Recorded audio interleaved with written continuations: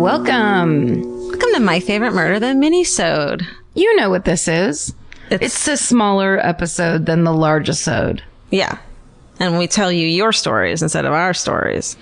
It's very clear. I don't know why you guys can't wrap your heads around Every time we have to explain this to you. Let's just do it. Let's just read them their stories. Okay. And not fuck around anymore. You know what? I'm sick of fucking around. I'm tired of talking. Yeah. I'm tired of listening. Yes. I want to read. What else do you? Yes. What else is there? What else is there? Reading emails on a podcast. My first email subject line is 12-year-old first responder and murder witness. Perfect. I love it. Why do we even bother talking? Why don't we just read these? We wasted time even saying what this was. Totally. Got it. My hometown murder story is also a first responder story with 12-year-old me and my mom as the first responders. Perfect. Okay, so we're not talking about civically appointed first responders in this scenario. I don't think. They responded to a situation first. It sounded like because they had no choice. Yeah. Hence first responders. Hence. We need to start using that word more. Hence. Okay. This took place in Southeast Portland in the mid-90s when I was 12 years old. I woke up very early one morning before the sun was up because I heard someone yelling outside. Not good. It was a woman's voice and she was screaming, "Help me, there's a fire, help." I look out my window and notice our street is full of smoke, and I see a lady pacing in front of the house that was directly across the street from me. I quickly go downstairs to find my mom awake doing her daily crossword puzzle. Hell yeah. She was a nurse. Again, hell yes. So it wasn't strange for her to be up at odd hours. I tell her there's a woman outside yelling about a fire and the street is full of smoke. We immediately run outside together, me trailing behind my superhero nurse mom. She approaches the lady, says she's a nurse, and the lady is pointing at the house saying her family is inside. My mom tells me to run back inside our house and get the phone. I get her the phone and she calls 911 to tell them there's a house on fire with people inside. Oh my God. While we're waiting for the firefighters to arrive, my mom goes into nurse mode. She tells me to run into our house and grab a blanket. Later, she tells me it was because she was afraid the woman was going into shock. Oh, jeez. I bring out my favorite teddy bear blanket, and my mom gets the woman to sit on the curb and is trying to keep her calm and assess what she can. Before we know it, the fire trucks arrive, and with a few ambulances not far behind. We watch from across the street as they pull out 2 people on stretchers. Everyone is whisked away via ambulance, and the firefighters put out the flames. We find out later that the 2 people inside the house were the woman's mother and sister, and very sadly, they both died from smoke inhalation. Oh. The woman was mentally ill and had started the fire. On a more lighthearted note. Jesus Christ. Which could literally be anything right now. On a more lighthearted note. It could just rewritten the phrase on a more lighthearted note. I just got to be on the news. No, sorry. On a more lighthearted note, I got to be on the news and my mom let me take credit for calling 911. Oh my God. For her, saving a life was just another day at the office, but for 12-year-old me, holy shit, I got to be famous for a day. This experience and having nurse for a mom is what inspired me to become a nurse myself. Aww. Well done. She showed me time and again, it's not our place to judge others, but to help others. Very happy to say I'll be starting nursing school next fall. SSGGM, Amy, future super nurse. Aww. P.S. I never got my teddy bear blanket back, and I'm kind of miffed that I gave it to a murderer. Oh my God. She wasn't explicitly saying that the woman was a murderer up above. It was still kind of a sensitive area, and she busted it out when she talked about the blanket. About your fucking blanket, your favorite blanket. Yes. Understood. And also just like 12-year-olds just know that going forward. Yeah. That if an emergency situation kicks in, hide the stuff you like. Never give your favorite things to anyone. Is the thing. Hoard your favorites. Say, here's this blanket I don't like that much. Yeah. Or here's my sister's favorite blanket. She loves it. She can't sleep a wink without it. Yeah, take it, please. Please, take all the comfort that she gets. Right. I don't want it back. No, it's yours now. You know what? Throw it in the fire when you're done with it. You touched it, you bought it. Bye. Goodbye. Goodbye. Okay. This is called Our Tampa Uber Driver Drove the Serial Killer. Whoa. Yeah. Hello, ladies and company. My sister and My favorite musical. Hey, my sister and I saw the live show in Tampa last night. We were way up in the nosebleeds, but still had an amazing time. We wanted to write to tell you about our Uber ride over to the theater. We were chatting with our driver and told him where we were headed and explain what the podcast was all about. That's sometimes a mistake to try to tell people. Yeah. But hey, thanks for the grassroots attempt. I mean, yeah. Yeah, spread the word. Yes. I don't mean, yeah. When we asked him if he was a fan of true crime, especially since Tampa currently has its own serial killer, he then proceeded to tell us that he's pretty sure he picked up the serial killer a few weeks ago. Wow. The day after the last murder happened. He said he picked up a man a mile from where all the murders have taken place, and it started off as a normal ride. The guy was nice and chatty and happened to bring up the murders himself. The Uber driver then jokingly asked the dude, "You're not the serial killer, are you?"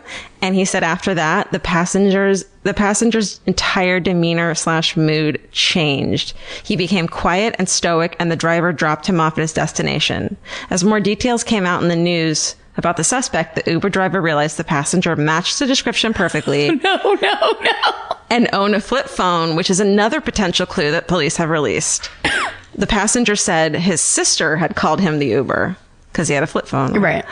Oh my God. The Uber driver also mentioned the guy worked at Popeyes. Therefore, when they solve this case and figure out that the guy worked at Popeyes, you heard it here first. Yes. Stay sexy and don't eat at Popeyes in Tampa, the Cooney sisters. P.S. We asked the Uber driver if he told the police this, and he said he had called the tip line and gave them his information.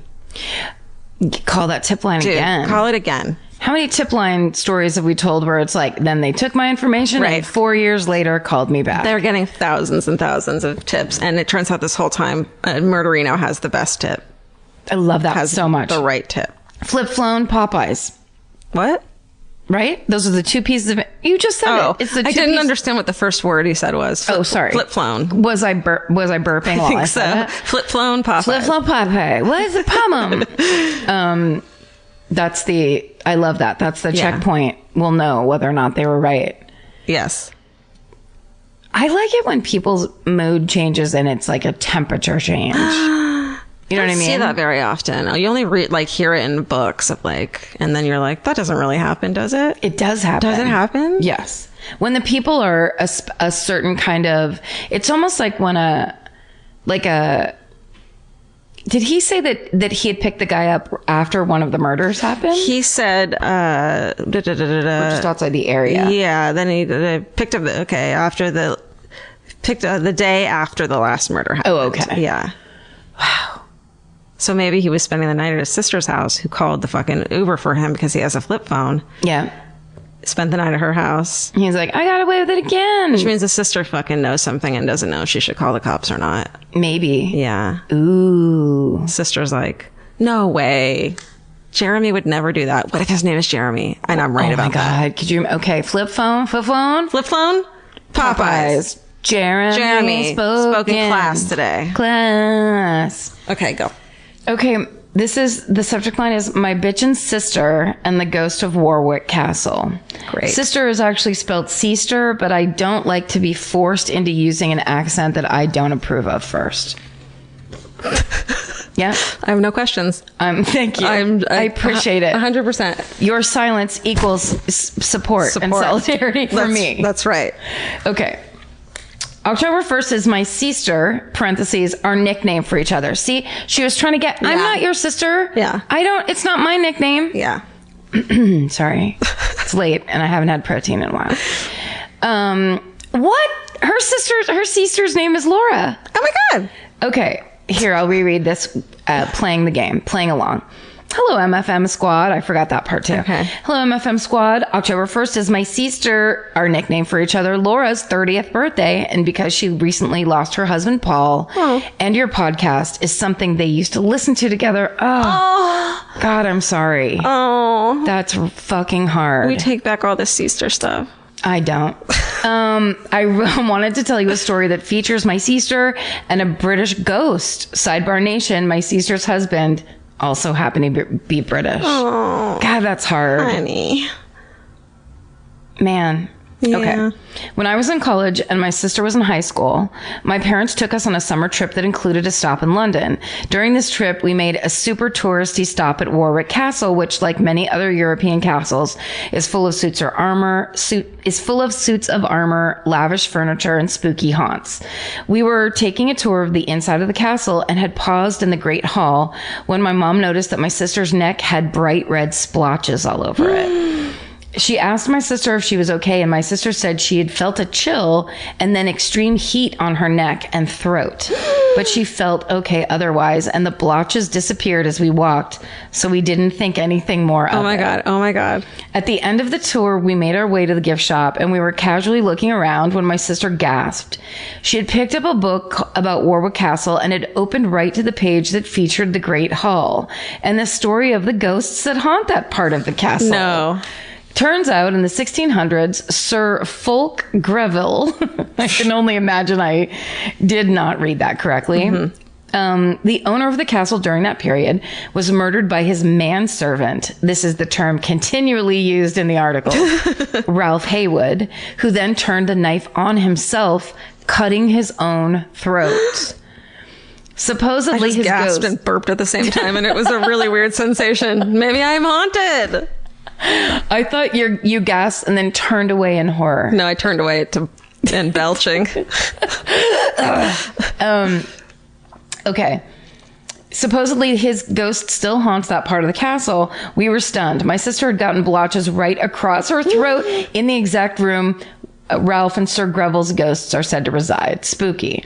Thank you, ladies, so much for this podcast. It often soothes me during times of high anxiety and will forever be a memory of my sister's amazing husband, Paul. SSDGM, Paul and Laura. I love you both. Rachel. Oh. So sweet. That's nice of you, Rachel. That's very You're sweet. a good sister. You are a good sister. Oh, it's sad. Sorry, Laura. We're thinking of you. Yeah, we are. Well, this one is called fun, so this is good. This one's subject is fun. Just plain fun? No, fun. All caps. Stepdad was the vet to the son of Sam dog. What? All right, here we go. Hi, Karen, Georgia, Stephen, an assorted menagerie. Yes. I'll make this short because being featured on in MFM would be amazing. Oh. It's a good way to do it. Those two things don't necessarily directly relate, but okay. They don't. Although short and like good or long and good. Just good is the common denominator. Key. Yeah. Hence. Good. Hence, I'm going to read this. Hence. Okay. I like using hence at the end of the sentence. Hence. Yeah. Like ties it all together. Yeah. During and after the Son of Sam murder spree, my stepdad was a young veterinary school graduate in New York. He worked in a vet clinic trying to pay off his student loans and avoid getting elbow deep in a sick cow upstate. Oh. Mm-hmm. Mm-hmm. The clinic he worked at was also the clinic for the dog in your recent Son of Sam episode. The dog that was supposedly a demon was this sweet, chunky Labrador named Harvey. Oh! And then she says, I'm not fat shaming. I'm pretty food motivated too. Anyway, the way my motivated is yes. That's just a dog is food motivated. And it's me. It's just when you have your motivations in certain places. I love the idea though of a sweet, chunky Labrador named Harvey being Satan. Like, yeah. Come on. He's looking up at that window being like, dude, you've got to be kidding me. He's like, bacon. You know this isn't me. He's looking up there just going, bacon. Do you have bacon? Do you have bacon? Well, then don't involve me in your bullshit. Right. That's all I want to know. Yeah. Okay. Anyway, the way my stepdad tells the story is that late at night when he had to stick around for charting and cleaning, he was once alone with this dog in an empty clinic. Once he made sure he was alone, he asked the dog straight out whether he was the devil. The dog said, no, but the cat is a real asshole. He likes to get a big laugh out of it. As you know, Berkowitz admitted that he was making up all that for the insanity plea, but that is one of my, quote, hometown murders. Anyway, thank you for all of your hard work and for the laughs. You always remind me to SSDGM. Love, Caitlin. Oh my God, that's so funny. That's such a stepdad joke. No, but the cat is a real asshole. It's such a dad joke. It's such a dad joke. That's so hilarious. But also, like, just that you would have to wait till everyone left. You would have to wait till you're alone in the whole clinic so that no one thought you were the insane one. I wonder if everyone was kind of sketched out by that dog at that point. That poor dog was just like, they used to be so nice to me here. Yeah. Now I just get tied to a tree. And no bacon. Because I'm the devil. I guess I'm the devil now. I'm a pet. Harvey is the devil. Oh, it's real funny. Harvey. Oh, what happened to Harvey? Oh, he lived a good long life. He did. He got so much bacon. Oh, good boy. I actually bet his owners were way nicer to him after because they were like, oh my God, get away from our son, Harvey. Our son, Harvey. Support for today's show comes from HelloFresh. HelloFresh makes conquering the kitchen a reality with deliciously simple recipes and fresh, pre-measured ingredients delivered to your door. All meals come together in 30 minutes max, call for less than 2 pots and pans, and require minimal cleanup. Plus, with 3 plans to choose from, including classic, veggie, and family, there's something for everyone. So get out of that recipe rut and start cooking outside your comfort zone. This week, I'm making the hot honey chicken with barbecue roasted potatoes and buttery broccoli, and the melty Monterey Jack burgers with onion jam, garlic mayo, and crispy breaded zucchini, and I'm super excited about it. For $80 off your first month of HelloFresh, go to HelloFresh.com/murder80 and enter the code murder80. That's HelloFresh.com/murder80. Enter code murder80 for $20 off your first 4 boxes. Goodbye. Is that it? Do you want to read another one, or are you good? I have one here. Okay, read it to me. Steve, I'm going to trust you on this one. I don't like this subject line. What is it? But I was wrong about the other one. So, my dad accidentally helped kill someone? ? Okay. We'll see. Hi, Karen, Georgia, Steven, and all the wonderful pets you have. That's a new one. Yeah. So my dad has always worked away at sea because he was a teenager in the north of England in the 70s, and he got into a lot of trouble, which is why he really wants to see me succeed in life. Oh, God, they're always trying to make you fucking fill their void that they... You know? That's right. Well, yeah, because you can't go back. No. He has many stories from people he's worked with, things he's found, etc. Oh, things he's found. Oh, shit. Shit found at sea. Did you see that viral picture of the couple that found a basketball floating in the ocean? And when they picked it up, there were all kinds of crazy long barnacles. So it was this fully basketball with the air still in it that had been floating at sea for so long. It had a long, like, pyramid of barnacles underneath it. What is a basketball doing at sea? It's just out there. Someone threw it away. But it's such a good basketball that the air didn't go out of it. Wow. Wait, Steven's going to find you the picture because it actually looks like art. Okay. Like, it's very cool. I love it. Anyhow, I like things that are found at sea. Tell me more. Oh, wait, I'm looking at it. What the fuck? That is beautiful. Isn't that the best? That's beautiful. There's a name for that kind of barnacle. Basketball? the basketball barnacle? The basketball basketball? Yes, that's right. It's the basketball barnacle. And they hang out in the sea waiting for basketballs. They never come because who would do that? Holy shit, it's huge. Okay, this Isn't that insane. crazy? Yes. Yeah, that's the first one I saw. That's bananas. Anyhow, look it up. You'll thank me later. Okay. Okay, so he told me this story recently and I freaked out because my dad could have been an accessory to murder. Smiley face. Okay. Smiley face made with... Hence. Yeah. Hence. The name. My dad was working with his friend Ray, and the two men worked... and two men they worked with... asked them for their tools. Frank Wilkinson and Edward Wood took my dad's tools and went away.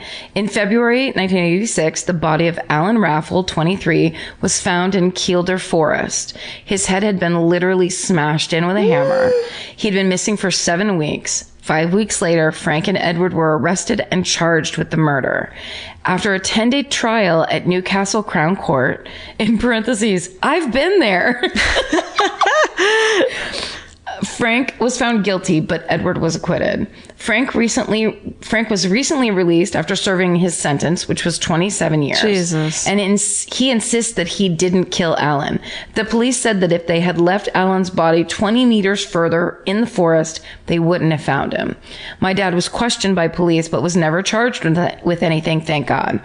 Another thing, there was a school trip where we went to a forest and we got to sleep in cabins and roast marshmallows and stuff. I got my dad to sign the consent letter, but he seemed a little off about it, and even 8-year-old me could sense it. Guess where we went? Kielder Forest. Oh my God. Thank you. If you read this, SSDGM, Holly. What the fuck? Wow. Do you think... that's weird. Yeah.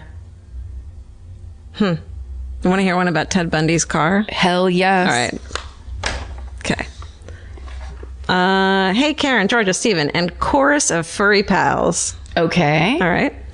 We were talking about JonBenet Ramsey at a party and ended up with a bunch of non-murderinos in that classic party huddle where everyone shares their hometown and favorite murders. Nice. Yay! Dream huddle. One of our friends is from Tallahassee, where Ted Bundy ended his murder career. When old Ted was ferried to and from the courthouse in those days, they would drive him there in a station wagon with a grill between the front seat and the back. For some reason, when the state sold the station wagon, our friend's dad, being an entrepreneurial sort, decided to buy the Bundy mobile. Yes. So whenever his friends and his brother went anywhere as kids, they went in that station wagon, still with the bars between the front and back seats. Okay, sorry. The dad bought the station wagon, but used it as the family car. Mm-hmm. And left in the dog grate. Serial killer grate. Left in the serial killer. You'll get choked to death if we didn't have this here. Great. Dad. Our friend even took turns with his brother playing Ted Bundy. Yes, as in, oh, who's going to be Ted today? Said in a sweet southern twang. Oh my God. A bit that our friend doesn't know is this. The reason that station wagon was sold off, almost certainly because Bundy was executed in 1989. Yeah. SSDGM, and don't put your kids in the Bundy mobile, Talia and April. That's rad. It all has to go somewhere. It has to go somewhere, and that somewhere is the fucking 80s. Yes. Because they're just like, no, we're going to buy that and leave it like that. And it doesn't matter that the worst serial killer. I just thought he was, the entrepreneurial spirit was that he was going to then sell it to some kind of a place or museum. I thought so too, but it must have been like $10. It must have been. He's just always looking for a bargain. They're just like, yeah. No one wants to be in the haunted station wagon. I'll take it. It's hilarious. I would drive it. No, I wouldn't. Would I? I don't know. That was a nice slew of letters. Right. They're big, large range in there. Good and short, too. I like that. A lot of British. A lot of Brits. You can send yours to myfavoritemurder@gmail.com. And it doesn't have to be hometown. It could be anything in between. Yeah. We're getting real loosey-goosey with these. We just want a good story. Yeah. As anyone does. Yeah. Ghosts are fine. Ghosts are fine. You know, if you're going to make some audacious claim about a ghost or a haunted house, we'd love to know the actual city you're talking about. Yeah. I think that's always nice. We can cross-check it a little so we're not just like straight up reading, American literature. We don't do that. We don't. This isn't that. This isn't that at all, but, Thank you. And hence, thank you for listening to My Favorite Murder. Yes. The minisode. Hence. And stay sexy. And don't get murdered. Bye. Bye. Elvis, you want a cookie?